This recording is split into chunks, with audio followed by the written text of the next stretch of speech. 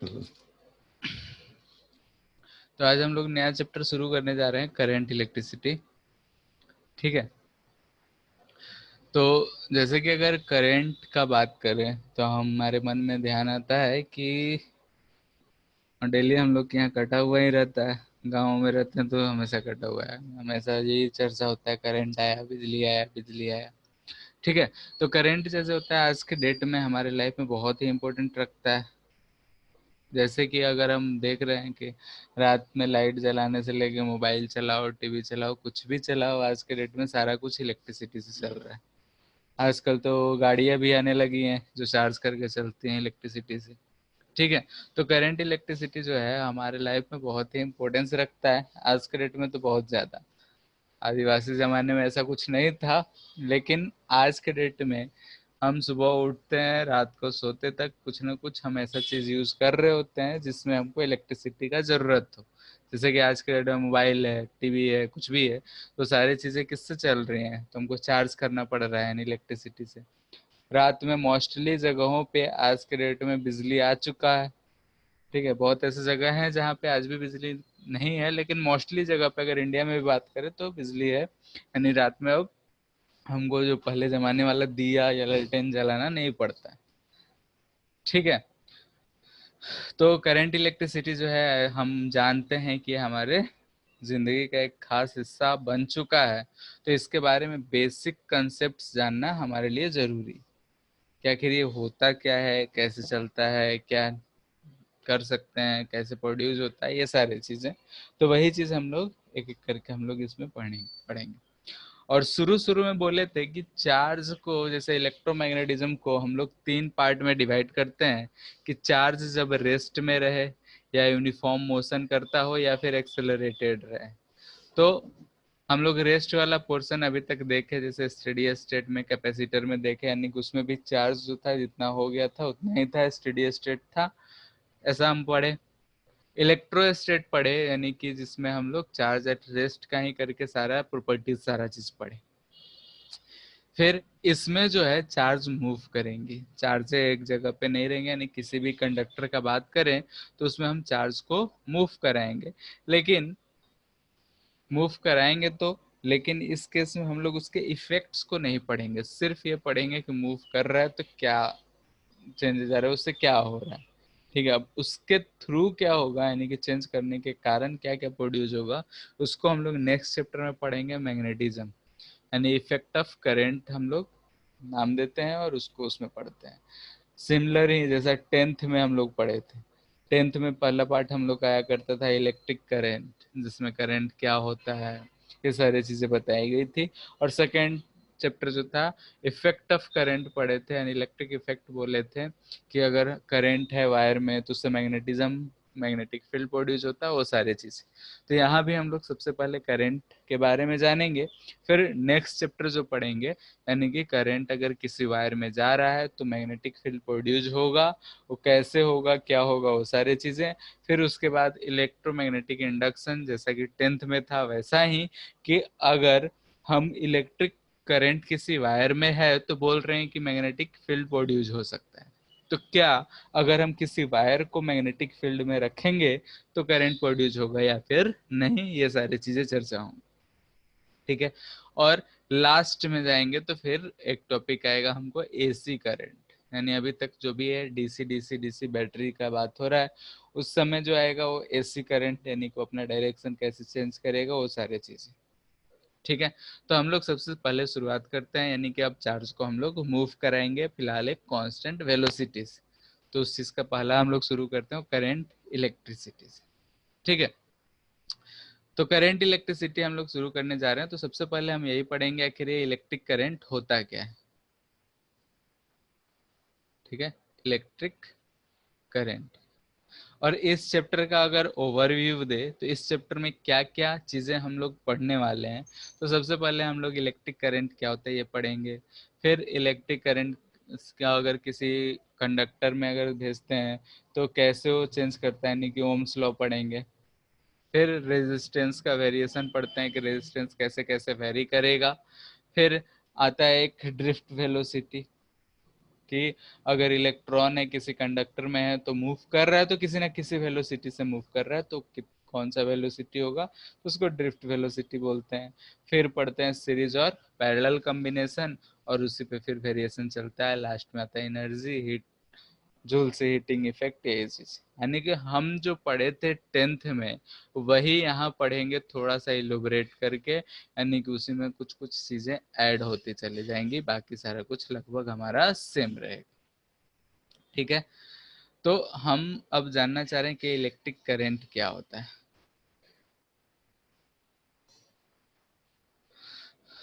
बताओ तुम्ही लोग क्या होगा। Sir flow of charge. ठीक है, फ्लो ऑफ चार्ज।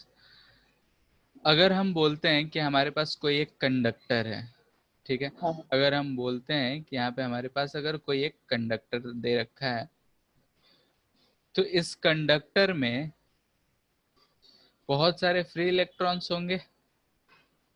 ठीक है, इस कंडक्टर में क्या होंगे कि बहुत सारे फ्री इलेक्ट्रॉन्स होंगे, जिसको हम लोग चार्ज कैरियर कहते हैं। ठीक है, फ्री इलेक्ट्रॉन्स को हम लोग क्या कहेंगे, चार्ज कैरियर्स। चार्ज कैरियर्स इसलिए क्योंकि हम यहाँ कंडक्टर का बात कर रहे हैं तो फ्री इलेक्ट्रॉन्स बोल दे रहे हैं, लेकिन जैसे कि अगर हम इलेक्ट्रोलाइट, इलेक्ट्रोलाइट क्या होता है पता होगा, केमिस्ट्री में पढ़ते हैं हम लोग इसको, सर, कि इसमें, जो हाँ, सॉल्यूशन में जो चार्ज फ्लो करता है। ऐसा कुछ होता है H2SO4, यानी कि हाँ। H+SO4 2-, यही रहता है। हम्म। ठीक है, तो यहाँ पे निगेटिव आयन है, पॉजिटिव आयन है, तो इस केस में ये दोनों मूव करेंगे। ठीक है, तो यहाँ पे ना तो ये फ्री इलेक्ट्रॉन है, यहाँ पे आयंस के मूवमेंट के कारण जो है बोलते हैं कि इसमें करंट बहेगा। अलग अलग जगहों पे अलग अलग चार्ज कैरियर्स होते हैं, तो हम इसको चार्ज कैरियर्स बोलते हैं। फिलहाल हम यहाँ पे फ्री इलेक्ट्रॉन्स ही कह के बात करेंगे, क्योंकि इस चैप्टर में मोस्टली हम लोग कंडक्टर्स के बारे में ही डिस्कस करेंगे। ठीक है, तो जैसे कि अगर हम बोल रहे हैं कि एक कंडक्टर है, तो इसमें जो फ्री इलेक्ट्रॉन्स होते हैं ये फ्रीली मूव कर रहे होते हैं, यानी कि अगर मान लेते हैं कि रूम टेम्परेचर पे रखा हुआ है, ठीक है, तो ये इलेक्ट्रॉन है, यहाँ भी मान लेते हैं कोई इलेक्ट्रॉन इधर जा रहा है, कोई इलेक्ट्रॉन हो सकता है इधर जा रहा है, कोई इलेक्ट्रॉन आके हो सकता है इससे टकराया हो फिर इधर जा रहा हो, यानी कि इसका आर्बिट्री किसी न किसी डायरेक्शन में मूव कर रहा होता है। ठीक है, और ये जो है रेंडम मोशन कर रहा होता है, तो इस रेंडम मोशन को हम लोग बोलते हैं ब्राउनियन मोशन। यानी कि इस मोशन को हम लोग नहीं जानते हैं कि वो किधर जा रहा है, क्या जा रहा है, यानी कि इलेक्ट्रॉन जो है अगर कोई एक कंडक्टर रखा हुआ है तो उसमें किधर भी मूव कर रहा है। और यही रीजन है कि अगर हम लोग एक लोहे का रॉड ले लें, ठीक है, एक लोहे का रॉड है, इसको हाथ में अगर हम पकड़ते हैं तो हमको करंट ऐसा कुछ फील नहीं होता है। क्या उस समय इसमें इलेक्ट्रॉन नहीं होता है? तब भी होता है, यानी कि फ्री इलेक्ट्रॉन्स उस समय भी हो रहा होता है, वो भी मूव कर रहा होता है, रैंडम मोशन कर रहा होता है, लेकिन जब हम इसको पकड़ते हैं हाथ से तो इसमें हमको करंट फील नहीं होता है। रीजन क्या है कि अगर हम जब इस करंट जब हम इस रॉड को पकड़े होते हैं, कहीं हम इसको इनसाइड बैटरी से कनेक्ट नहीं कर रखे हैं, तब ये इलेक्ट्रॉन जो है रैंडम मोशन कर रहा होता है। और अगर हम मान लेते हैं कि यहाँ पे कोई एक क्रॉस सेक्शन ले लें, यहाँ पे कोई एक क्रॉस सेक्शनल एरिया ले लें, तो इस एरिया के थ्रू इधर से मान लेते हैं 10 चार्ज गया, तो इधर से भी कितना पास करा, 10 चार्ज, रेंडम मोशन में। ठीक है, रेंडम मोशन के दौरान 10 इधर से गया, 10 इधर से गया, यानी कि नेट फ्लो जो हम लिखेंगे, यानी कि हम क्यू नेट बोल रहे हैं, नेट फ्लो, ये जो हमारा आ जाता है 0, और इस वजह से करंट हम लोग बोलते हैं कि नहीं है। तो यहाँ से हमको एक चीज समझ में आ रहा है कि जब कंडक्टर या फिर कोई भी मेटल का सरफेस कोई भी है जिसमें फ्री इलेक्ट्रॉन्स हैं, उसको अगर हम ऐसे पकड़ते हैं तो करंट नहीं लगता है, लेकिन हम बोल रहे हैं कि उसमें रूम टेम्परेचर पे हीट की वजह से, यानी कि टेम्परेचर की वजह से इसमें इलेक्ट्रॉन्स जो होंगे मूव कर रहे होंगे। क्योंकि 11th क्लास में हम लोग हीट ट्रांसफर में अगर थोड़ा बहुत स्कूल में पढ़े होंगे, यहाँ तो अब नहीं हुआ था, स्कूल में पढ़े होंगे तो बताया गया होगा कि जो कोई भी पार्टिकल है अगर 0 केल्विन से ऊपर टेम्परेचर पे रहता है तो उसमें वाइब्रेशन होता है, और उस वाइब्रेशन के कारण वो इलेक्ट्रोमैग्नेटिक वेव रिलीज कर सकता है। तो इलेक्ट्रॉन भी रूम टेम्परेचर पे है तो फ्रीली मूव कर सकता है, और ये रैंडम मोशन कर रहा होता है। और रैंडम मोशन में किसी भी अगर क्रॉस सेक्शन को लें तो जितना इधर से पास किया उतना इधर से पास कर रहा है टाइम टी में, तो हम लोग बोल रहे हैं नेट फ्लो जो है 0 है। ठीक है, लेकिन अगर हम यही एक कंडक्टर रखे हैं, ठीक है, सेम कंडक्टर है,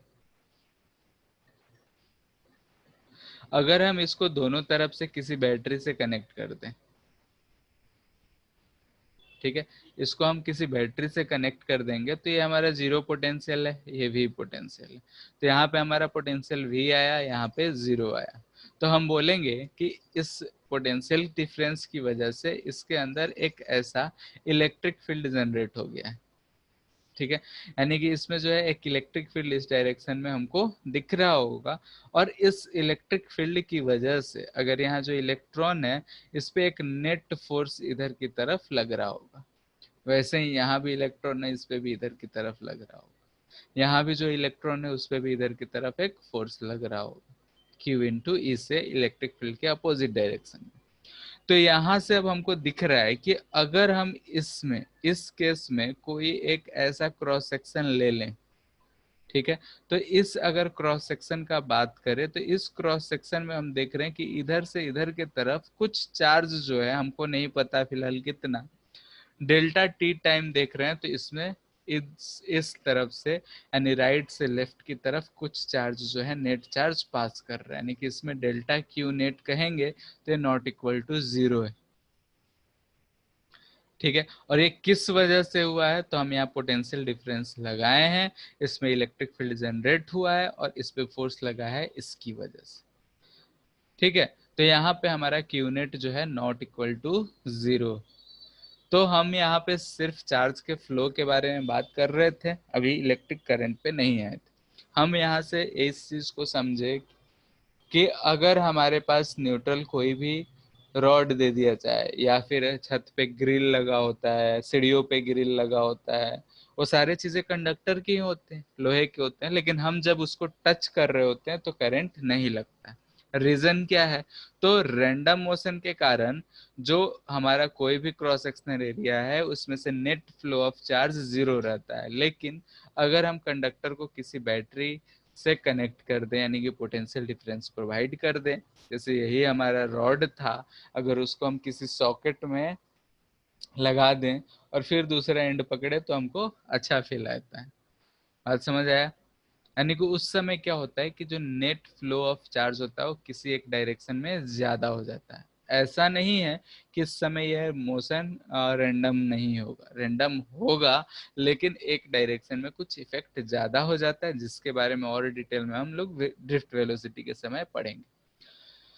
ठीक है, तो यहाँ से हमको समझ में आया कि अगर हम पोटेंशियल डिफरेंस लगा रहे हैं तो चार्जेस किसी एक डायरेक्शन में फ्लो करेंगे और क्यूनेट जो होगा वो नॉट 0 होगा, यानी कि चार्ज फ्लो करने लगेगा। तो अब ये चार्ज किसी न किसी टाइम में फ्लो करेगा, तो यहीं से हमारा ये चैप्टर शुरू होता है कि अगर हमको कोई एक क्रॉस सेक्शन दे रखा है और बोला जा रहा है कि इस क्रॉस सेक्शन में हम मान लेते हैं कि इस डायरेक्शन से इस डायरेक्शन के तरफ डेल्टा क्यू चार्ज जो है फ्लो करा इन डेल्टा टी टाइम, तो हम लोग आई जो डिफाइन करेंगे, करंट को हम लोग आई से लिखते हैं, और चूंकि टाइम ज़्यादा है तो इसको हम लोग आई एवरेज लिखते हैं, और इसको बोलते हैं delta Q by delta T. ठीक है, यानी कि जो चार्ज पास करा किसी क्रॉस सेक्शन से किसी डेल्टा टी टाइम में, तो हम लोग बोलते हैं कि ये एवरेज करंट है delta Q by delta T. ठीक है, अगर ये टाइम इज वेरी स्मॉल, ठीक है, अगर ये टाइम बहुत छोटा रहा तो हम इसको आई को ऐसे लिखते हैं, limit delta T tends to 0 delta Q by delta T, यानी कि यहाँ डेल्टा टी क्या है, 0 के पास जा रहा है, तो इसको हम लोग ऐसे लिख लेते हैं D Q by D T. और ये जो आई आया हमारा, ये आई है इंस्टेंटेनियस करंट। ये बात क्लियर है?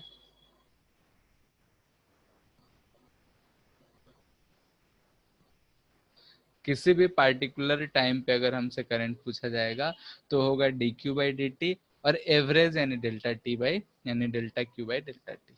और ऐसी चीज को हम लोग बोलते हैं, क्या चीज है, तो rate of flow of charge. ठीक है, कोई भी चीज टाइम से डिवाइन होता है तो टाइम रेट बोल देते हैं या rate of flow of charge through a cross section. ठीक है, इसको क्या कहेंगे हम लोग, इलेक्ट्रिक करंट, जिसको आई से रिप्रेजेंट करते हैं। इतना बात क्लियर है? यस सर, यहाँ तक क्लियर है। ठीक है, किसी को भी अगर कोई भी बात में दिक्कत आ रहा है, कहीं भी डाउट हो रहे हैं तो उसको पूछ सकते हो, क्योंकि ये चीज़ जो हम लोग पढ़ रहे हैं माइक्रो फिजिक्स, इसमें हमको दिखाई नहीं देता है, बस हम फील कर पाते हैं। ठीक है, तो फीलिंग ज़रूरी है, फील करो कि क्या हो रहा है, और एज्यूम करना चाहिए कि हाँ ऐसा हुआ होगा, जो हम सोच रहे हैं सही सोच रहे हैं। ठीक है, आई बहुत। एवरेज लिखे है ना सर? हाँ, आई एवरेज है, ये एवरेज वैल्यू है delta Q by delta T. जब डेल्टा टी सफिशिएंट टाइम में होगा तो हम उसको बोलेंगे एवरेज।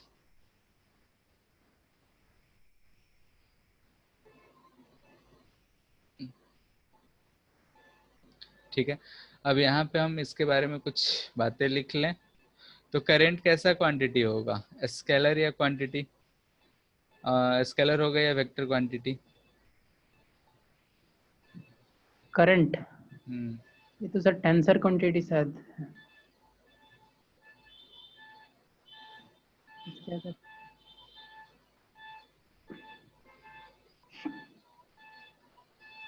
ठीक है, इसको स्केलर या फिर टेंसर क्वांटिटी कहेंगे। अब किसी के मन में हो सकता है कि हम लोग आज तक जो देखे हैं, तो करंट जा रहा है लेफ्ट टू राइट, डायरेक्शन हमको बताना होता है। हाँ। ठीक है, लेकिन अगर हम डायरेक्शन तो इसमें इम्पोर्टेंस रखता है, और मैग्नीट्यूड तो है ही। तो मान लेते हैं कि यहाँ से अगर 3 आया, इधर से 4 आया, ये 90 डिग्री है, तो वेक्टर होता तो इसका जो रिजल्टेंट होता 5 होता, लेकिन इधर जाता कितना है, 7 एम्पियर करंट। ठीक है, तो इसलिए हम लोग इसको बोलते हैं टेंसर, यानी कि मैग्नीट्यूड एंड डायरेक्शन दोनों इम्पोर्टेंट है इसके लिए, हाँ। But does not follow vector law of addition.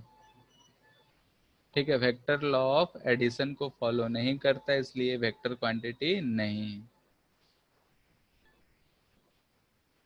ठीक है, इसलिए क्या क्वांटिटी है, टेंसर बोलते हैं। लेकिन टेंसर हमारे सिलेबस में नहीं है, टेंसर सिलेबस में नहीं है, तो मोस्टली हमको हो सकता है कि ये यूनिट मिले। तो ठीक है, अगर ऑप्शन में स्केलर मिलेगा तो स्केलर लगाएंगे, अगर टेंसर भी रहा तब हम टेंसर लगाएंगे। बात क्लियर है? हो सकता है कि किसी ऑप्शन में हमको टेंसर ना दे, स्केलर दे, तो स्केलर मारेंगे, और अगर ऑप्शन में स्केलर भी है टेंसर भी है, तब कौन सा क्वांटिटी मानेंगे, टेंसर। तो टेंसर मानेंगे। ठीक है, ऐसा यूनिट करंट का ऐसा यूनिट क्या होगा? एम्पियर। ठीक है, एम्पियर, जिसको कैपिटल ए से लिखते हैं। हाँ। ठीक है, और ये याद हो तो one of the fundamental units था। हाँ। ठीक है, यानी कि 7 फंडामेंटल यूनिट्स पढ़े थे, उसमें से एक एम्पियर हुआ करता था। 7 कौन कौन से थे, याद है? यस सर, उसमें से मास था, हम्म। लेंथ का मीटर था, हम्म। कैंडला था, मोल था, हम्म। एम्पियर था, हम्म। और क्या था? टाइम। टाइम का सेकंड था। और एक और छूट रहा है। टेम्परेचर। Temperature, kelvin. ठीक है, तो ये सारी चीजें होती हैं। थोड़ा सा चर्चा इस पे हम कर ले रहे हैं, चार्ज कैरियर्स। ठीक है, ये हमसे उतना नहीं पूछा जाता है, तो बस समझने के लिए एक तरीके से कह सकते हो। ठीक है। चार्ज कैरियर्स, कैरियर्स किसको हम कहते हैं बोलो? जो उसको ले जाता होगा। ले जाता होगा, जैसे कि ट्रक के पीछे लिखा होता है गुड्स कैरियर, हाँ। लिखा होता है नहीं कि सामान ढोने वाली गाड़ी होती है। तो वैसे ही हम बोल रहे हैं चार्ज कैरियर। चार्ज कैरियर क्यों कहते हैं, इस बात को समझने के लिए हम एक छोटा सा एग्जांपल ले रहे हैं, इस बात को समझो ध्यान से। मान लेते हैं कि ये हमारा कोई कंडक्टर है, ठीक है, बल्ब है, कुछ भी है, यानी कि इससे हमको एनर्जी देना है। तो ये जो चार्ज कैरियर इसलिए कहते हैं कि हम यहाँ पे पोटेंशियल वी है, और ये बैटरी जो हम यहाँ पे यूज करते हैं, तो ये बैटरी जो होता है एनर्जी प्रोवाइड करता है। ये प्लस है, ये माइनस है, तो इधर से चार्ज जो है फ्लो करता है और ऐसे जाता है, ठीक है। तो हम यहाँ पे पॉजिटिव चार्ज लेकर बना रहे हैं। चलो एक चीज उसको अभी बताए नहीं, तो चलो ठीक है, इतना तो पता होगा। डायरेक्शन ऑफ करंट क्या होता है बोलो? Conventional direction of current. Conventional direction positive to negative होता है। Conventional direction in the direction of, इसको भी हटाएं देते हैं। एक्चुअली में तो फ्लो ऑफ इलेक्ट्रॉन्स का डायरेक्शन होता है। हाँ,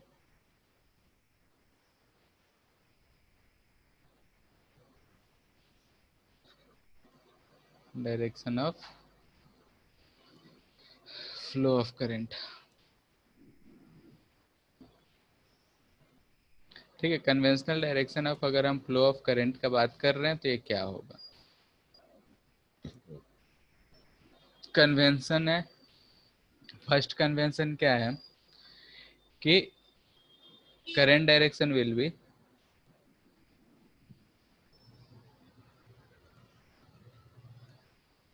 in the direction of flow of positive charge, ठीक है। पॉजिटिव चार्ज के फ्लो का डायरेक्शन में होगा, और हम ये जानते हैं कि पॉजिटिव चार्ज किधर से किधर फ्लो करता है बोलो? हायर पोटेंशियल से लोअर पोटेंशियल तक। लोअर पोटेंशियल तरफ, ठीक है। Second, current direction will be opposite to the flow of direction of negative charge. और नेगेटिव चार्ज हम लोग जानते हैं किधर से किधर जाता है? लोअर लोअर पोटेंशियल पोटेंशियल से हायर पोटेंशियल, ठीक है। तो यहाँ से हम जान रहे हैं कि करंट डायरेक्शन जो होगा हमेशा हम पॉजिटिव जिधर जा रहा होगा उस डायरेक्शन में लेंगे, या फिर निगेटिव जिधर जा रहा होगा उसके अपोजिट डायरेक्शन में लेंगे। अब कंडक्टर के केस में हम एक्चुअली में जानते हैं कि जो मूव करता है वो कौन मूव करता है, तो इलेक्ट्रॉन्स, ठीक है। प्रोटॉन्स जो होते हैं वो न्यूक्लियस में फिक्स होते हैं, मूवमेंट का काम करता है इलेक्ट्रॉन, यानी कि इलेक्ट्रॉन के मूवमेंट के कारण होता है। लेकिन हम लोग शुरू से पॉजिटिव मानते आए हैं कि शुरू शुरू में क्या हुआ था, इलेक्ट्रॉन के खोज से पहले ही करंट का खोज हुआ था, और उस समय सब कोई पॉजिटिव चार्ज ही मान के सारे चीज, सारे थ्योरम, सब कुछ दिया गया था। तो अब सब जगह चेंज करना पॉसिबल नहीं था, इसलिए हम लोग उसको पॉजिटिव की तरह ही ट्रीट करके सारा चीज पढ़ते हैं। तो जो फ्लो कर रहा है पॉजिटिव चार्ज फ्लो कर रहा है, और वही कहानी हम लोग क्या किए थे कैपेसिटर के केस में भी करे थे। हर जगह हम लोग पॉजिटिव चार्ज फ्लो करा रहे थे, एक्चुअली में क्या फ्लो करता है? Negative charge. खैर, तो छोटा सा बात है, ये हमको ध्यान में रखना है। कहीं कहीं पे क्या होता है जैसे अगर हम फ्लो का बात कर रहे हैं, एग्जांपल ले लें, तो कंडक्टर्स का बात हो, तो कंडक्टर्स में जो होते हैं फ्री इलेक्ट्रॉन्स होते हैं, ये मूव करते हैं, ठीक है। अगर हम बात करें इलेक्ट्रोलाइट, इलेक्ट्रोलाइट बोलो या फिर सॉल्यूशंस बोलो, तो इसमें आयंस रिस्पॉन्सिबल होते हैं फ्लो के लिए, और आयंस में क्या हो सकते हैं, पॉजिटिव एंड निगेटिव दोनों हो सकते हैं। ठीक है, अगर हम चार्ज फ्लो का बात कर रहे हैं तो चार्ज क्या होता है, कंडक्टर्स में फ्लो जो करते हैं वो फ्री इलेक्ट्रॉन्स, इलेक्ट्रोलाइट में जो फ्लो करते हैं वो आयंस, यानी आयंस में प्लस और माइनस दोनों हो सकता है। हम इसमें डिटेल में नहीं जा रहे हैं क्योंकि इलेक्ट्रोलाइट हम समझते हैं कि सबको आता है, कोई है जिसको नहीं आता हो। जैसे वाटर में H2SO4 घोल दिए तो H प्लस और SO4 2 माइनस दो आयंस बन जाते हैं, वो मूव करते हैं। NaCl नमक घोल दिए तो Na प्लस Cl माइनस हो जाता है, ऐसा होता है। अगर हमसे बोला जाए सेमीकंडक्टर,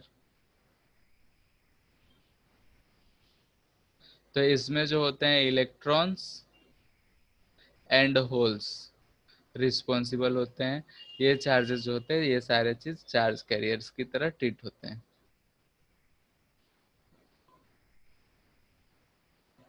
होल्स क्या होता है सर? हाँ, होल्स हाँ सर। ये सेमीकंडक्टर में मोस्टली हम लोग पढ़ेंगे, लेकिन जैसे होल्स क्या होगा कि अगर हम कैसे बताएं यहाँ पे, जैसे कि अगर हम मान लेते हैं जर्मेनियम का स्ट्रक्चर पता है कैसा होता है? नहीं सर। जर्मनी जर्मेनियम का वैलेंसी किस ग्रुप में आता है वो? सिलिकॉन, जर्मेनियम, हाँ किस? सर, सिलिकॉन के नीचे आता है, ये कार्बन फैमिली का है। कार्बन फैमिली का है। तो ऐसा हाँ। कुछ बनता है, जैसे सिलिकॉन हो या कार्बन हो, सब ऐसा। ठीक है, तो इसको हम लोग सेमीकंडक्टर्स में पढ़ते हैं, अभी नहीं पढ़ते हैं, जो ट्वेल्थ का जो लास्ट चैप्टर है। ठीक है, अब जैसे कि अगर हम इस सिलिकॉन को हटा के एल्युमिनियम, इसमें वैलेंसी 4 होता है यानी 4 बॉन्डिंग बना रहा है। ठीक है, अगर हम एल्युमिनियम का बात करें तो एल्युमिनियम में कितना होता है? +3। +3 होता टू। है।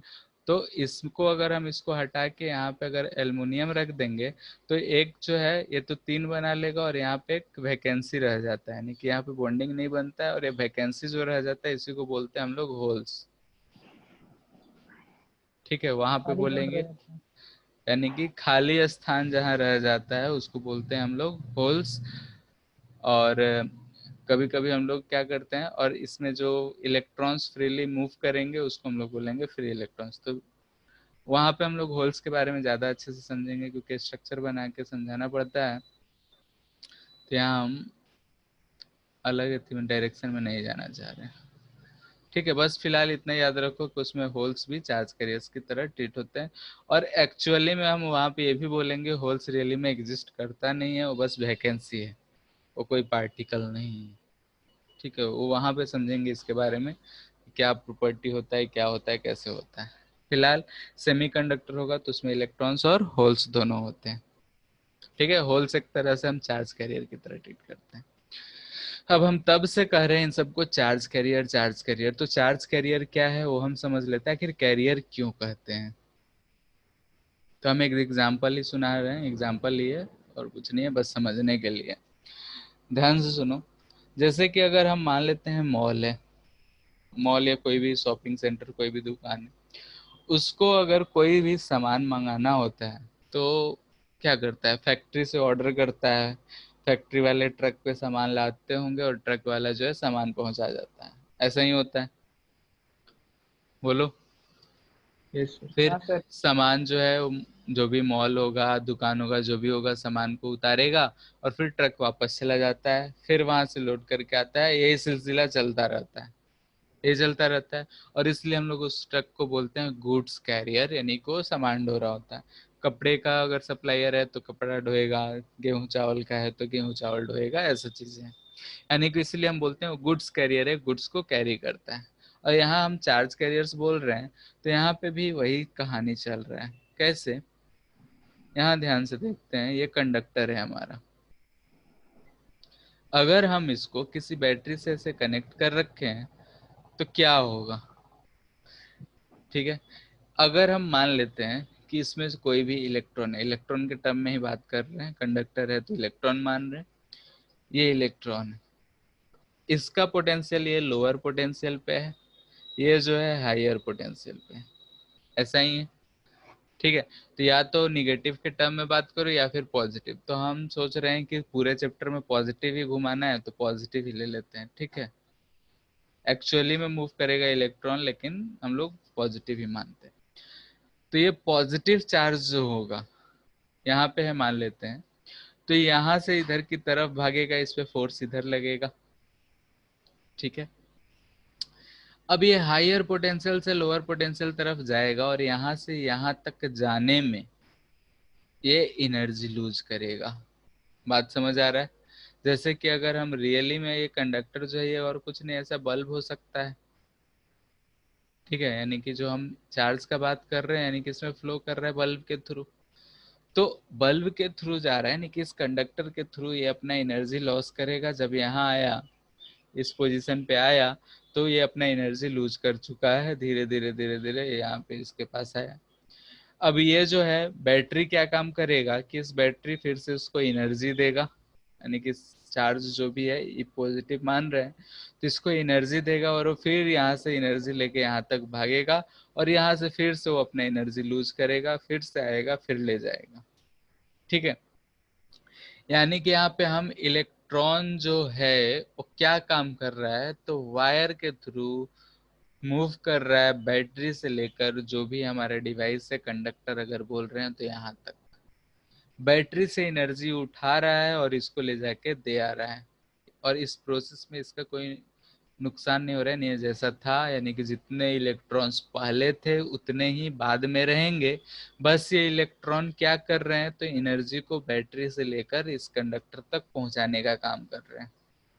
सेम वैसे ही कि फैक्ट्री से दुकान तक या फिर मॉल तक ट्रक जैसे सामान को पहुंचाता था, यहाँ से ये एनर्जी उठाया, यहाँ लाके खत्म कर दिया, फिर इधर से ये घूम के आया, फिर उठाया, फिर ऐसा ही काम चलता रहता है। ठीक है, वैसा ही जैसा कि ट्रक जो है यहाँ से सामान उठाता, यहाँ ले जाके दे आता, फिर आता, फिर उठाता, ले जाता के दे आता। बात समझ आया? तो हम लोग इसको भले ही बोलते हैं कि फ्लो ऑफ चार्ज करंट होता है, लेकिन ये चार्ज जो एक्चुअली में फ्लो होता है, तो वो क्या करता है, तो अपने साथ एनर्जी ट्रांसफर करता है। ठीक है, यानी कि किसी भी सोर्स से एनर्जी को उठा के ले जाके उस कंडक्टर को दे आ रहा है। बात समझ में आया? और इसी वजह से हम इसको बोलते हैं चार्ज कैरियर्स। इस बात में किसी को कोई दिक्कत? सर इसमें जो डायरेक्शन है वो वायर के थ्रू क्यों नहीं आता? वो तो पहले जो बैटरी है उसी से पार होते हुआ आ रहा है ना। क्या? मतलब सर ऊपर में जो सिलेंड्रिकल स्ट्रक्चर बना है ना, हाँ, ये, हाँ, तो उसमें जो चार्ज फ्लो कर रहा है वो लेफ्ट टू राइट क्यों कर रहा है? वो तो वायर के थ्रू करना चाहिए ना। तो वायर के थ्रू यहाँ से गया, इसमें आया, तो ऐसा ही तो फ्लो कर रहा है इस पूरे वायर में, फिर कंडक्टर में यहाँ से यहाँ जा रहा है। ये हायर पोटेंशियल पे है, इलेक्ट्रिक फील्ड इधर है, हम पॉजिटिव चार्ज माने तो किधर जाएगा? इधर। हाँ, हाँ, तो इधर गया तो यहाँ से इधर फिर आएगा, घूम ऐसा ही के घूम। जाएगा तो वो नहीं होगा ना। हाँ, घूम के जाएगा अगर वायर के थ्रू तो उसको नहीं मानेंगे हम लोग। हम समझ नहीं रहे हैं कि वायर के थ्रू कहाँ से। सर डायरेक्शन शॉर्टली कर दिया ना, हायर पोटेंशियल से लोअर पोटेंशियल पहुंच के तुरंत ना इसमें मतलब। हाँ, तो उसमें सर बोल रहे कि नीचे होते हुए घूम के इसमें नहीं जा सकता है क्या? ये मतलब यहाँ से बोल रहे हो इधर से? हाँ वही तो। इधर से कैसे जाएगा बताओ? चार्ज है यहाँ पे, हायर पोटेंशियल पे है, तो लोअर पोटेंशियल की तरफ ही तो जाएगा, प्लस चार्ज ले रखे हैं तो हाँ, हमेशा किधर जाएगा? लोअर की तरफ। लोअर की तरफ। तो लोअर किधर है इसमें? राइट। हाँ, तो उधर ही मूव करेगा। यहाँ माइनस है तो इधर की तरफ ही आएगा। फिर यहाँ पे बैटरी जो है अंदर, इसका प्रोसेस होता है, बैटरी का प्रोसेस, यानी इसको चार्ज करेगा फिर इसको भेजेगा। ठीक है, तो हम यहाँ से बोल सकते हैं कि charge carries energy from battery to the conductor. ठीक है, कंडक्टर यहाँ पे कहने का मतलब है जो भी हम डिवाइसेस यूज कर रहे हैं, जैसे कि यहाँ पे है तो यहाँ पे हम लोग टंगस्टन का ये लगाते हैं बल्ब है, बल्ब जलता है, ऐसा कुछ होता है। तो ये हमारा कंडक्टर हो गया। तो इसको हम लोग ऐसे ही अभी फिलहाल सॉल्व करेंगे, ठीक है। तो इस कहानी बस याद रखने के लिए है कि चार्ज कैरियर्स की तरह क्यों हम लोग कहते हैं, क्योंकि ये जो इलेक्ट्रॉन होता है वो एनर्जी को ट्रांसफर करता है, ठीक है। और ये इस दौरान ऐसा नहीं होता है कि इलेक्ट्रॉन जो है यूटिलाइज हो जाए या घट जाए, बढ़ जाए, भग जाए। ये जो कंडक्टर पहले न्यूट्रल था तो बाद में भी न्यूट्रल ही रहेगा। तो ये थोड़ा सा हम लोग प्रोसेस सीखे कि अगर किसी भी जगह पे अगर हम बोल रहे हैं करंट है, तो सबसे पहला बात ये समझे कि नेट फ्लो ऑफ चार्ज होना चाहिए। अब नेट फ्लो ऑफ चार्ज जब हमको मिल गया, नेट फ्लो है तो कितने टाइम में है, तो उस रेट को हम लोग करंट बोलते हैं। अब ये जो चार्ज है फ्लो कर रहा है, किसी न किसी टाइम में फ्लो कर रहा है, उसके रेट को करंट बोले। और ये चार्ज को हम लोग चार्ज कैरियर्स बोल रहे हैं, वो इसलिए बोल रहे हैं क्योंकि ये जब मूव कर रहा है तो जो हम करंट कर रहे हैं वो एक तरह से एनर्जी ट्रांसफर कर रहा है एक जगह से दूसरे जगह, ठीक है। अब इतना बात समझ गए तो इससे रिलेटेड कुछ क्वेश्चंस देखते हैं, ठीक है। हम इजी इजी क्वेश्चन जो 9th-10th में दिया रहता था कि बताओ 10 मिनट में इतने चार्ज पास किए तो करंट कितना हुआ, वो सब नहीं दे रहे हैं, ठीक है। ये दिया हुआ है कि के Q equal to 2t² plus 2t दे रखा है। Find in 2 second at 2 second, ठीक है। 8, 9, 10th वाला क्वेश्चन हम नहीं दे रहे हैं कि इतने इलेक्ट्रॉन पास किए 10 मिनट में तो बताओ करंट कितना होगा, वो सब चीजें हम नहीं दे रहे हैं।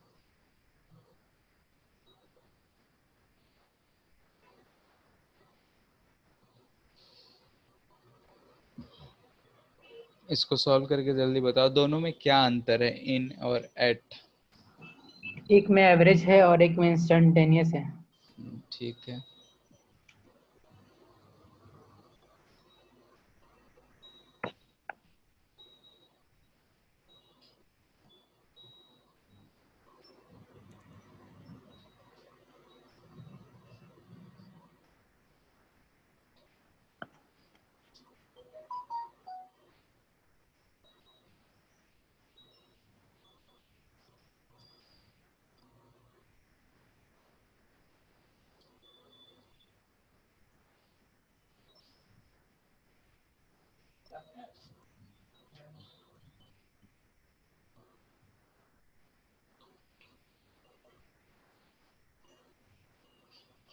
हो गया।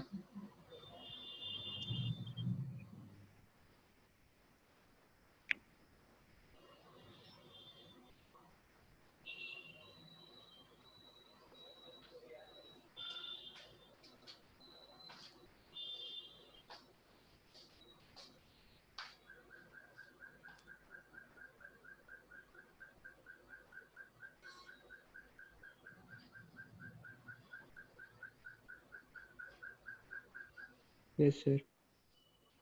कितना आ रहा है, पहला पहला क्या हो जाएगा? 6 एम्पियर। ठीक है। Q हम निकाल लिए t इक्वल टू 0 पे तो 0 था। Q equal to t equal to 2 पे निकाले तो कितना आ गया? 4 8 प्लस 4 यानी 12 कूलम, कूलम में ही है। तो I एवरेज होगा फर्स्ट के लिए, यानी कि टोटल 12 पास किया 2 यानी कि 6 कूलम पर सेकेंड, यानी कि 6 एम्पियर, ठीक है। सेकेंड में हमको आई पूछा जा रहा है इंस्टेंटेनियस, तो इसके लिए हमको क्या करना पड़ेगा, dq/dt। तो ये हो जाएगा हमारा 4t प्लस 2, 2 का वैल्यू पुट कर देंगे तो 10 एम्पियर, ठीक है। इंस्टेंटेनियस और एवरेज में सबको बात पता होना चाहिए, क्योंकि 11th में एवरेज स्पीड, एवरेज वेलोसिटी, ये सारी चीजें करे होंगे, ठीक है। इसी पे बेस्ड एक और क्वेश्चन बस प्रैक्टिस यही है।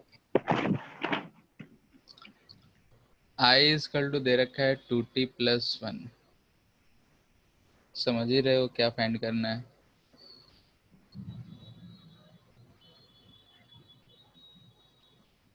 in 2 second. चार्ज थोड़ा सा चेंज कर देते हैं, नंबर ऑफ इलेक्ट्रॉन्स।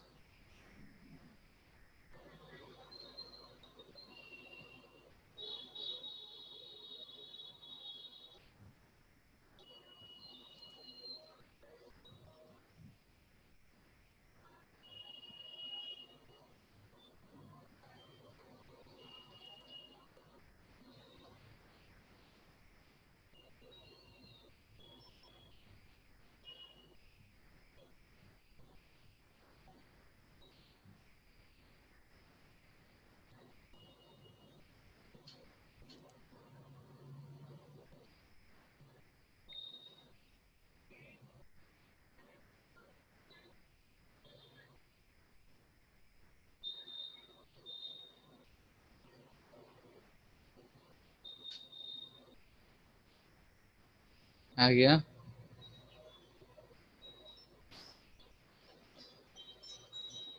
क्या आएगा बोलो?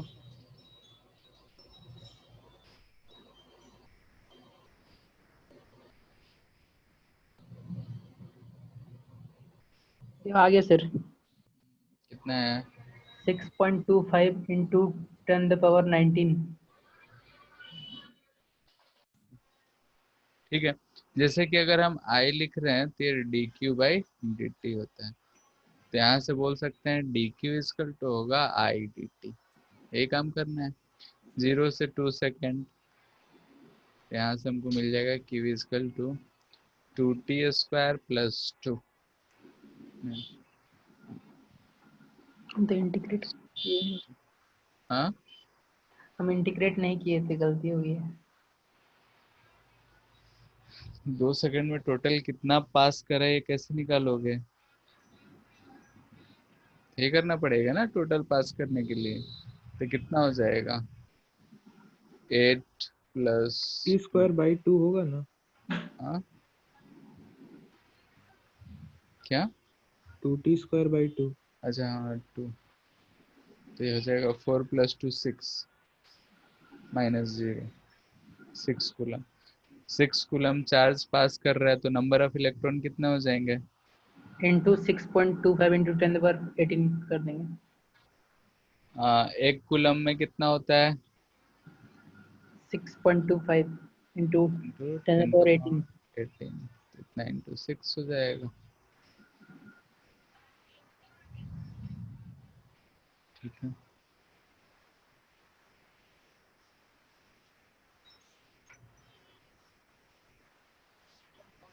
ठीक है, तो ऐसे ऐसे क्वेश्चंस आएंगे, तो ऐसे ऐसे क्वेश्चंस में तो हमको दिक्कत नहीं होना चाहिए कि होगा बताओ।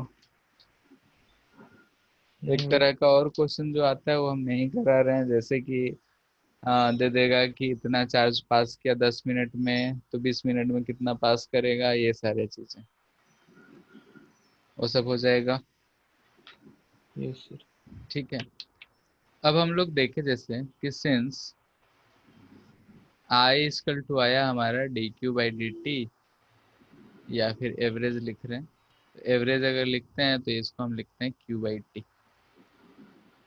ठीक है, तो इसका यूनिट है 1 एम्पियर। तो अगर हम 1 एम्पियर का बात करते हैं तो ये हम लिखते हैं 1 कूलम/1 सेकेंड। तो 1 एम्पियर अगर हमको डिफाइन करना होगा तो हम क्या कहेंगे बोलो?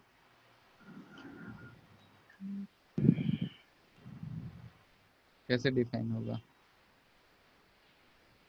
A charge passed through any conductor in 1 second. Is defined as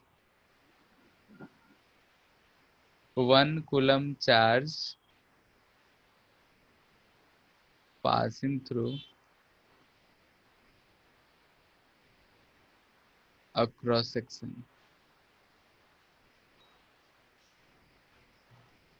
in 1 second।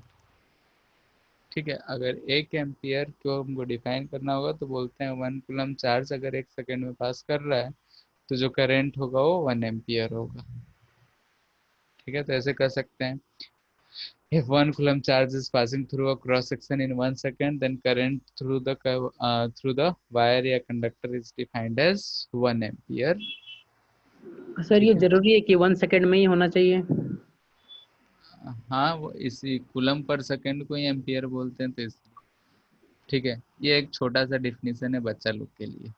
Actually में जो हम 1 एम्पियर डिफाइन करते हैं, वो दो पैरेलल वायर्स के बीच में जो करंट जाता है उसके फोर्स से डिफाइन करते हैं। अगर 11th में यूनिट एंड डायमेंशन जो था उस चैप्टर में पढ़े होगे तो वहाँ पे दिया हुआ था, याद है? क्या सर गुरु? 1 एम्पियर किसको, जैसे कि 1 kg डिफाइन करते हैं, 1 सेकेंड डिफाइन करते हैं ना। हाँ 1 kg किसको बोले थे? एक बोले थे ना, इरिडियम का यहाँ एक कुछ था। प्रोटोटाइप है, उसी के वेट को हम लोग 1 kg कह लिए हैं। हम्म,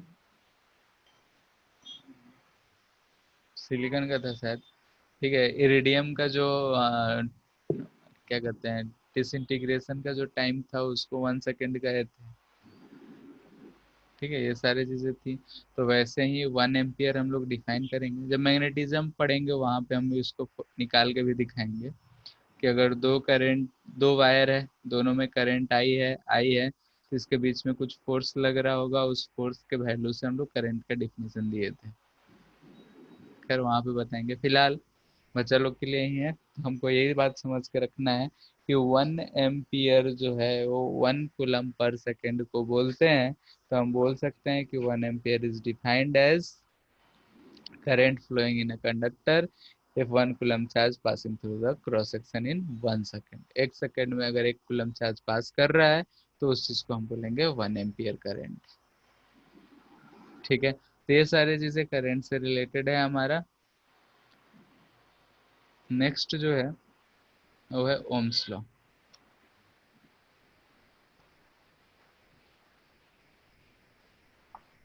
ठीक है, ये भी बात सबको पता होगा कि ओम्स लॉ क्या होता है। हाँ, क्या होता है? at constant temperature V is directly proportional to I।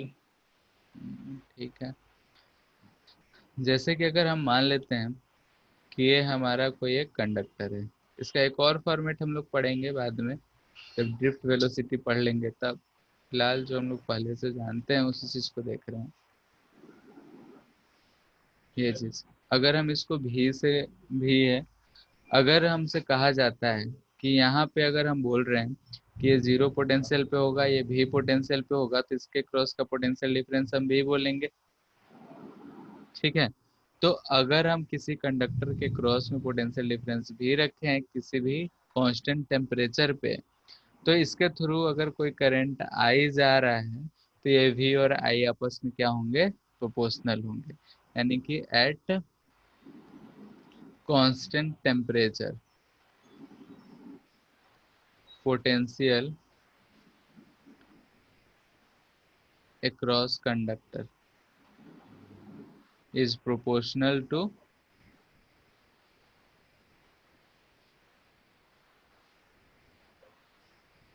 flow of charge।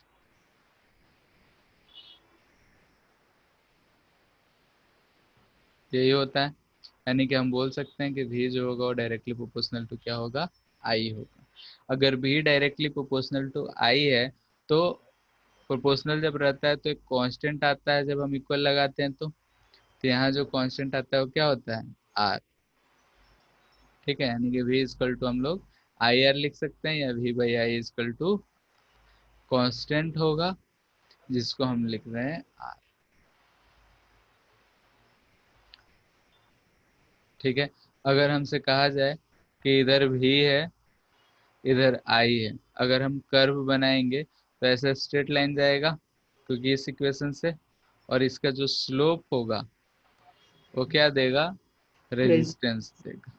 ठीक है, ये चीज हम देख रहे हैं यहाँ से नोट पॉइंट करके ये लिख सकते हैं कि ये जो रेजिस्टेंस है वो पोटेंशियल और आई पे डिपेंड नहीं करता है, यानी कि R does not depend on V और आई। भी या आई पे दोनों में से किसी पे डिपेंड नहीं करता है। अगर भी हम डबल करते हैं तो आई भी डबल हो जाएगा।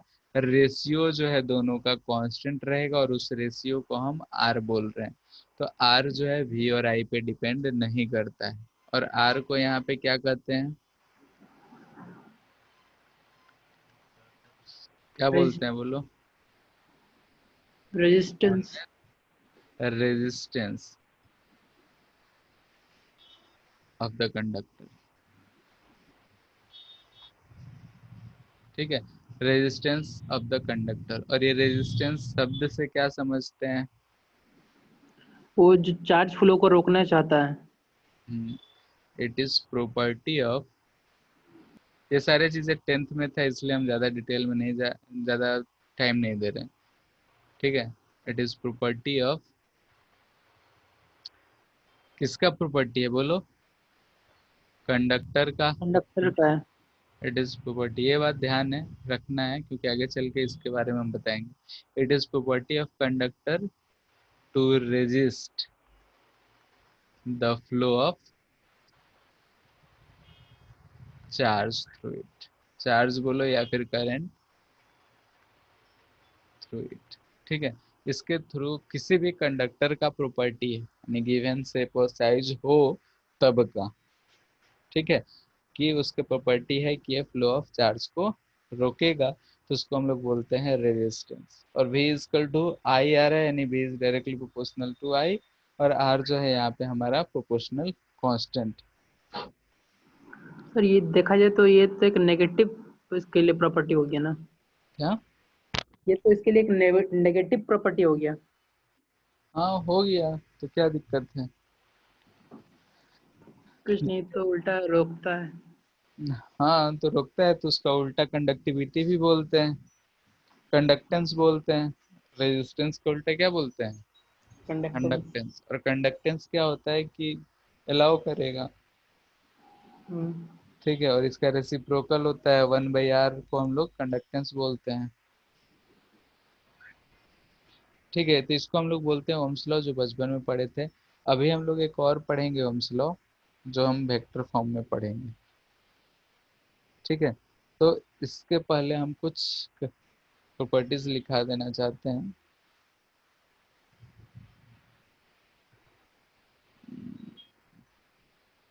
ठीक है, करंट डेंसिटी।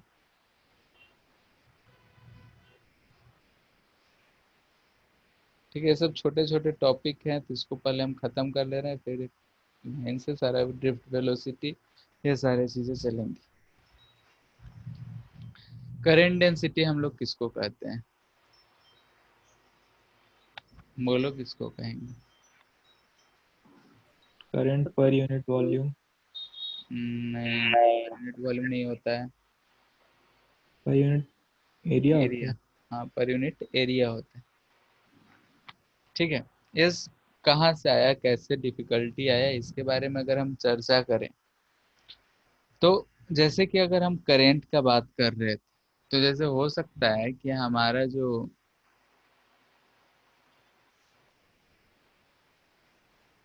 ऐसा हो, मतलब हो सकता है कि ऐसा कंडक्टर हो सकता है यानी कि कहीं पे एरिया कम है कहीं पे एरिया ज्यादा है और इससे चार्ज फ्लो कर रहा है, ऐसा हमको मिल सकता है कंडक्टर। जरूरी नहीं है कि सबका क्रॉस सेक्शनल एरिया क्या हो, बराबर हो। तो यहाँ दिख रहा है कि यहाँ का एरिया जो है कम है और यहाँ का एरिया जो है ज्यादा है, तो एक ऐसा क्वांटिटी होगा जो इस एरिया को रिलेट कर रहा होगा। जैसे कि याद करो कि अगर फ्लूइड पड़े होगे तो फ्लूइड में ऐसा ही चीज आया करा था, याद है? मान लेते हैं ऐसा कुछ, ऐसा ही था ना, ट्यूब बनाते थे पहले पतला हुआ करता था फिर बाद में इधर से पानी बह रहा है उल्टा हुआ कर देते हैं। ठीक है, ऐसा अच्छा लगता है ऐसा, ऐसा है। यहाँ पे ऐसा है, इधर से हम लोग पानी बहाते थे, मान लेते हैं वाटर है, ये ट्यूब है, ऐसे जाता था और इधर से फिर पानी निकलता था, ऐसा ही होता था, याद है? Yes sir. ठीक है, हम वहां पे एक चीज पढ़े थे, इक्वेशन ऑफ कंटिन्यूटी। और इक्वेशन ऑफ कंटिन्यूटी हमको ये बताया था कि यहाँ से जितना पानी इन होगा उतना ही पानी यहाँ से आउट होगा। यही चीज को रिलेट करा था। Yes sir. ठीक है, यानी कि हम देखें कि यहाँ पे एरिया ज्यादा है फिर भी, और यहाँ एरिया कम है फिर भी, सेम टाइम हम ले रहे हैं, तो जितना यहाँ से अंदर गया उतना ही यहाँ से बाहर आया। कैसे? तो यहाँ से हम बोलते थे कि A × V1 A1V1 = A2V2 equation of continuity बोलते थे। और बोलते थे कि अगर जहाँ पे एरिया ज्यादा है वहाँ वेलोसिटी कम होगा, और जहाँ वेलोसिटी एरिया कम है वहाँ वेलोसिटी ज्यादा होगा। और इसके लिए एग्जाम्पल बोलते थे कि अगर हम गार्डन में पानी छिट रहे हैं, फूलों पे पौधों पे पानी दे रहे हैं, तो पाइप का अगर हम मुंह को दबा देते हैं तो पानी का स्पीड ज्यादा हो जाता है, यानी कि हम एरिया कम कर देते हैं। तो इसलिए है कि जितना पानी इन हुआ उतना ही पानी आउट। अगर जरा से सोचते कि अगर ये पानी जितना इन हुआ उतना अगर आउट नहीं होता तो क्या होता, तो यहाँ हमको आता कि यहाँ पे कुछ ना कुछ पानी स्टोर होने लगता। और अगर पानी स्टोर होता है तो पाइप जो है वो ब्रस्ट कर जाता, यानी कि फट जाता। बात क्लियर है? Yes sir. इसमें कोई दिक्कत? कि अगर हम पानी वाला केस लिए तो ये हमको बात क्लियर आया, तो हम फिर से वैसा ही शेप का कंडक्टर बना रहे हैं। कंडक्टर के केस में भी ऐसा ही कुछ होता है। ये हमारा कंडक्टर है, इधर का एरिया A1 बोल रहे हैं, इधर का एरिया A2 बोल रहे हैं। ठीक है, अब यहाँ से कुछ करंट I1 गया और यहाँ से कुछ करंट I2 गया। ठीक है, करंट जो है वो हम बोल रहे हैं कि dQ/dt, यानी कि किसी टाइम t में चार्ज कितना फ्लो कर रहा है, वही चीज। अगर हम सेम टाइम का बात करें तो यहाँ का चार्ज जो इंटर हुआ और यहाँ से जो चार्ज आउट हुआ वो दोनों क्या होने चाहिए? इक्वल होने चाहिए या अलग अलग होने चाहिए? इक्वल। अगर इक्वल नहीं होता तो क्या होता? चार्ज स्टोर होता। चार्ज वैसे ही यहाँ पे आके स्टोर होता। ठीक है, इधर की तरफ स्टोर होता अगर बराबर नहीं होता तो।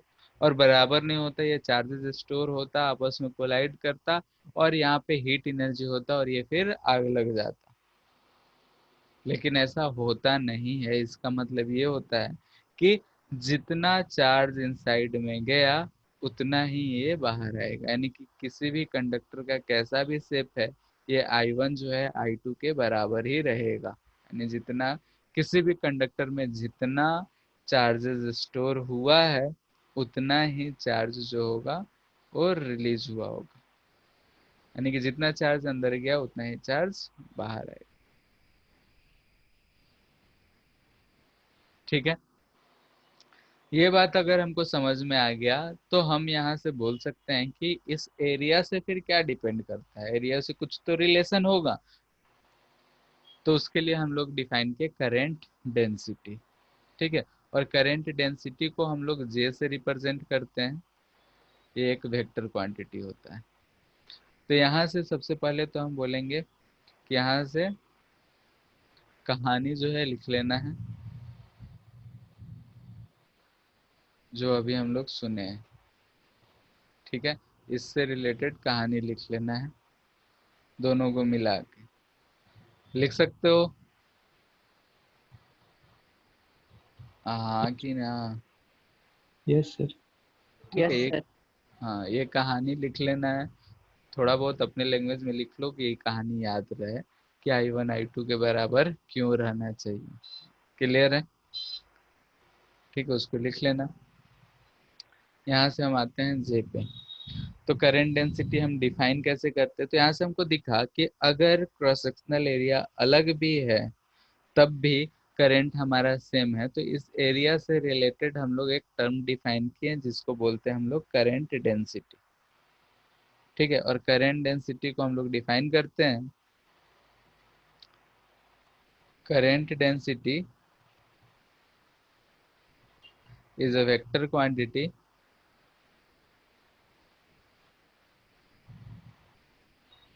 whose magnitude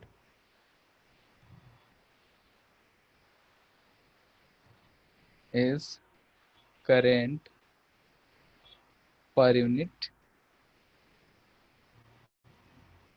area, ठीक है, and direction is in the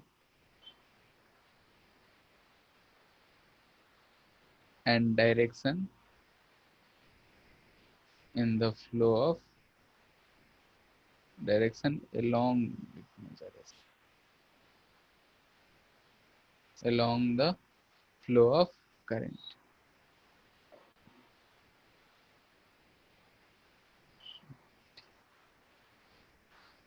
ठीक है। करंट डेंसिटी एक वेक्टर क्वांटिटी होगा जिसका मैग्नीट्यूड करंट पर यूनिट एरिया होगा, डायरेक्शन जो होगा करंट के फ्लो के अलोंग होगा। इसको हम लोग जे से लिखते हैं, इसको लिखेंगे आई बाई ए, ठीक है। जे एक वेक्टर क्वांटिटी होगा और ये डायरेक्शन जो होगा करंट के डायरेक्शन में होगा, तो यहाँ से एक यूनिट वेक्टर लिख देते हैं। यहाँ पे एक चीज नोट करने वाला है कि यहाँ पे जब नीचे ए है तो एरिया को हम लोग स्केलर यूज करते हैं, ठीक है। जब आई बाई ए लिख रहे हैं तो यहाँ स्केलर यूज कर रहे हैं, और यहाँ जो एन कैप है यूनिट वेक्टर है along flow of current,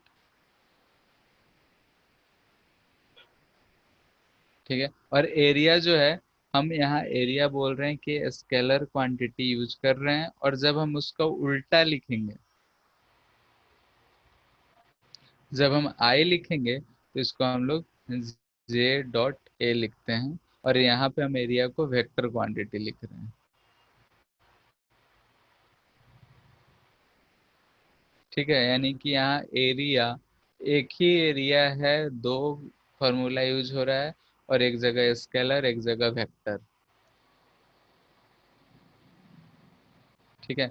यहाँ पे नीचे में एरिया को वेक्टर कभी मत लिखना है, क्योंकि 1/, कोई भी वेक्टर क्वांटिटी जो होता है एब्सर्ड वैल्यू होता है, मैथमेटिकली एग्जिस्ट नहीं करता है, ठीक है। तो ये चीज हमारा थोड़ा सा रिप्रेजेंटेशन है कि अगर हम करंट बोल रहे हैं यानी करंट डेंसिटी बोल रहे हैं तो जे इक्वल टू आई बाई ए होगा। आई को हम जे डॉट ए लिख सकते हैं, और ऐसा इसलिए कर रहे हैं कि मान लेते हैं कि अगर हमारा एरिया ऐसा है, यानी कि एरिया डायरेक्शन हमेशा परपेंडिकुलर टू द सरफेस होता है, करंट इसमें मान लेते हैं इधर ही है, और ये एरिया का डायरेक्शन है। तो इस केस में अगर हम लिखेंगे तो एरिया इधर ही है, तो हम इसमें जे अगर लिखना हो तो लिखेंगे आई बाई ए। लेकिन कभी कभी हो सकता है कि हमको ऐसा दे दे, ठीक है। इस केस में आई तो इस डायरेक्शन में है, लेकिन एरिया वेक्टर जो है इस डायरेक्शन में है, ठीक है। तो इस केस में अगर हमको बोला जाए कि ये हमारा डायरेक्शन हुआ करंट का, तो एंगल यही थीटा होगा, ठीक है। तो ए का डायरेक्शन इस केस में है, यानी कि या तो ये ले लो, या फिर अगर हम यहाँ से ऐसे ड्रॉ कर लें, ठीक है। तो इसका एरिया ए है, तो ये वाला एरिया, तो ये इसका इफेक्टिव एरिया हुआ, तो हमको ये इफेक्टिव एरिया लेना है या फिर area in the direction of electric field, तो ये चीज आ जाएगा। यानी कि इफेक्टिव अगर हम बात करें यार हमारा ए कॉस थीटा, तो इस केस में अगर हम जे लिखेंगे तो लिखेंगे आई बाई ए कॉस थीटा,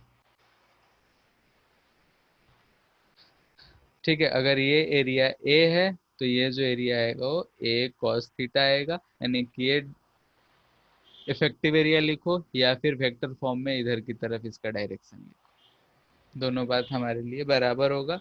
ये हमारे लिखने का तरीका होगा, यानी कि एरिया जो हमको लेना है उस एरिया का जो हमारा डायरेक्शन होना चाहिए वो करंट के फ्लो के डायरेक्शन के अलोंग होना चाहिए इस वाले फॉर्मूले में।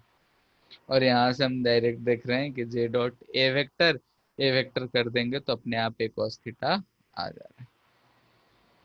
ये सब छोटे छोटे बातें हैं जो हमको ध्यान रखने हैं कि सबसे पहले एरिया एक वेक्टर क्वांटिटी है तो उसको हमको नीचे नहीं लिखना है। दूसरा, अगर इस फॉर्मेट में दिया रहेगा तो एरिया का कंपोनेंट हमको लेना पड़ेगा, और एरिया का कंपोनेंट हम लोग ऐसे लेंगे कि उसका डायरेक्शन करंट के अलोंग हो या फिर इफेक्टिव एरिया ऐसा है कि जिससे पूरा का पूरा करंट पास कर रहा हो। यानी कि इस दो तरीके से हम लोग इसको अलग अलग ले सकते हैं। सर करंट डेंसिटी को जे बोल रहे हैं ना? हाँ, ओके। और करंट डेंसिटी कैसा क्वांटिटी होगा? वेक्टर क्वांटिटी होगा। ठीक है, डायरेक्शन किधर होगा? तो इन the direction of flow of current होगा। सर दोनों में वेक्टर क्वांटिटी ही होगा ना? हम्म, तो दोनों केस में वेक्टर क्वांटिटी होगा चार्ज डेंसिटी। हाँ, चार्ज डेंसिटी तो वेक्टर ही होता है। तो सर एक बार एरिया को स्केलर ले रहे हैं, एक बार वेक्टर ले रहे हैं, तो फिर उसमें इफेक्ट नहीं पड़ेगा?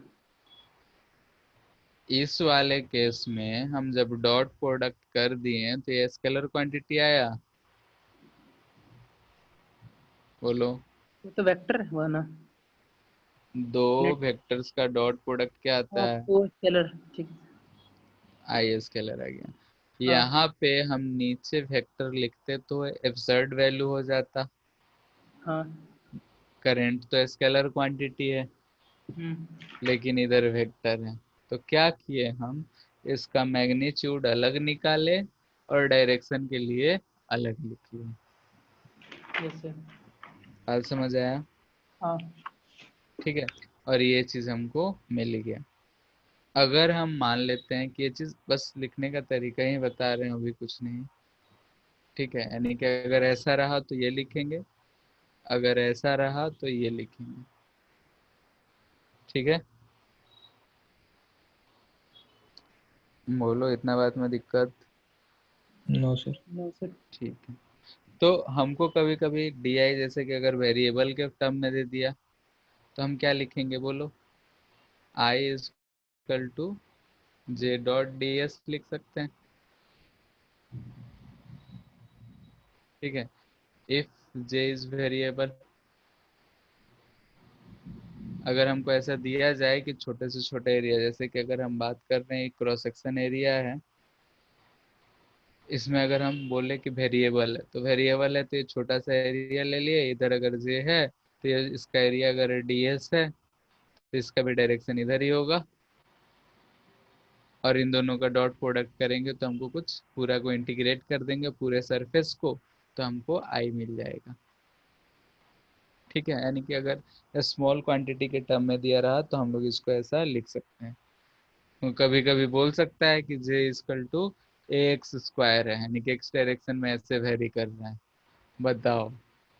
तो हमको क्या करना पड़ेगा, इंटीग्रेट करना पड़ेगा, डायरेक्टली हम लोग नहीं लिख सकते हैं।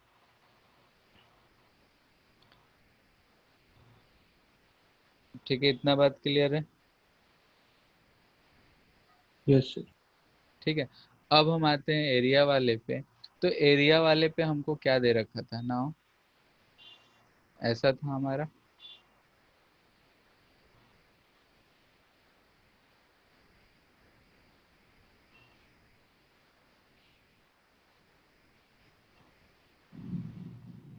ठीक है, अगर हम यहाँ से बोले J1 है, यहाँ से बोलते हैं J2 है, तो I1 I2 तो दोनों बराबर था। यहाँ से I1, यहाँ से I2, ये एरिया A1, ये एरिया A2। तो यहाँ से अगर हम J1 लिखेंगे तो लिखेंगे I1 बाई A1, और यहाँ से अगर हम J2 लिखेंगे तो लिखेंगे I2 बाई A2। ठीक है, I1 I2 तो दोनों सेम है, जैसे उसमें मास कांस्टेंट रहता था, इसमें आई कांस्टेंट है। और यहाँ से बोलेंगे किसी भी क्रॉस सेक्शन के लिए J1 A1 equal to J2 A2 लिख सकते हैं, बोलो। यस सर, लिख सकते हैं। ठीक है, यानी कि यहाँ से हम बोल सकते हैं कि जो करंट डेंसिटी है, जहाँ पे एरिया ज्यादा है, जहाँ एरिया ज्यादा है वहाँ करंट डेंसिटी कम होगा, हम्म। क्योंकि J is inversely proportional to क्या जा रहा है, या। एरिया। करंट सेम होगा, लेकिन जहाँ पे एरिया ज्यादा है वहाँ करंट डेंसिटी कम कम होगा, होगा। जहाँ एरिया कम है वहाँ करंट डेंसिटी डेंसिटी ज्यादा ज्यादा। होगा। ठीक है, यानी कि चार्ज फ्लोइंग यानी कि करंट फ्लोइंग पर यूनिट एरिया का बात कर रहे होंगे तो ज्यादा कम हो रहा है, लेकिन अगर हम टोटल चार्ज फ्लो का बात कर रहे हैं, रेट का बात कर रहे हैं, यानी करंट जो का बात कर रहे हैं, तो दोनों केस में हमारा इक्वल होगा। सेम वैसा ही जैसा कि इस केस में हम लोग डिस्कस करे थे कि जितना मास ऑफ वाटर इनसाइड गया उतना ही मास ऑफ वाटर आउटसाइड हुआ, लेकिन अगर वेलोसिटी और एरिया का बात कर रहे थे तो ऐसा कुछ हो रहा था कि यहाँ एरिया ज़्यादा है तो वेलोसिटी कम, यहाँ एरिया कम है तो वेलोसिटी ज़्यादा। वैसे ही यहाँ पे हो रहा है, यहाँ एरिया ज़्यादा तो करंट डेंसिटी ज़्यादा, और यहाँ पे कम तो ऐसा। ठीक है, इस जो हम करंट डेंसिटी जो बोलते हैं इसको इलेक्ट्रिक फ्लक्स, करंट फ्लक्स भी बोलते हैं। जो हम करंट डेंसिटी बोल रहे हैं इसको कभी कभी फ्लक्स भी बोल दिया जाता है, करंट फ्लक्स। क्यों? क्योंकि हम लोग इलेक्ट्रिक फ्लक्स पढ़े थे, क्या था? Number of field lines crossing area, eminent area यही था।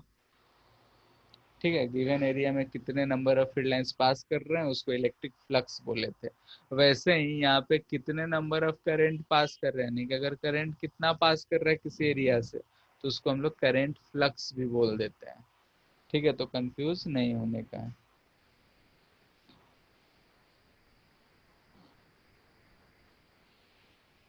जे इंटू वन को करंट को बोलते हैं current flux, J into one. ठीक है, उल्टा बोल गया। ठीक है, जे इंटू ए, जो जे इंटू एरिया आएगा उसको बोलते हैं हम लोग फ्लक्स, करंट फ्लक्स यानी क्या आई। ठीक है,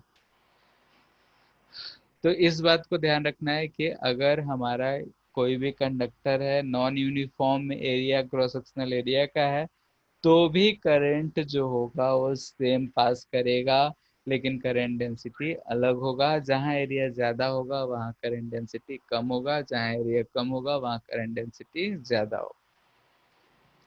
ठीक है, तो आज हम लोग इतना ही रहने देते हैं कि करंट क्या होता है, ओम्स लॉ देखे, छोटा फॉर्मेट। ठीक है, नेक्स्ट क्लास में हम लोग देखेंगे कि इस जो करंट डेंसिटी है इसका ड्रिफ्ट वेलोसिटी से क्या रिलेशन है, ड्रिफ्ट वेलोसिटी क्या होता है, और जब ड्रिफ्ट वेलोसिटी और जे पढ़ लेंगे तो देखेंगे कि ओम्स लॉ का जो ओरिजिनल फॉर्मेट था वो क्या था, यानी कि जो अभी हम पढ़े हैं वो डिराइव्ड फॉर्मेट है। ठीक है, यानी कि उसी फॉर्मेट से डिराइव करा गया है, तो जो ओरिजिनल फॉर्मेट था वो क्या था।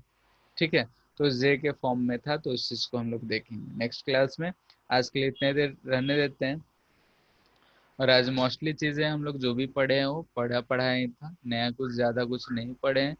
तो एक बार फिर भी रिवीजन कर लेना है, नेक्स्ट क्लास से कुछ नया टॉपिक के शुरू होंगे जिसके बारे में हम लोग नहीं जानते हैं, जैसे कि ड्रिफ्ट वेलोसिटी क्या कहलाएगा, ड्रिफ्ट वेलोसिटी का रिलेशन क्या होगा इस जैसे, ये सारे चीजें। ठीक है, तो आज के लिए इतना ही रहने देते हैं।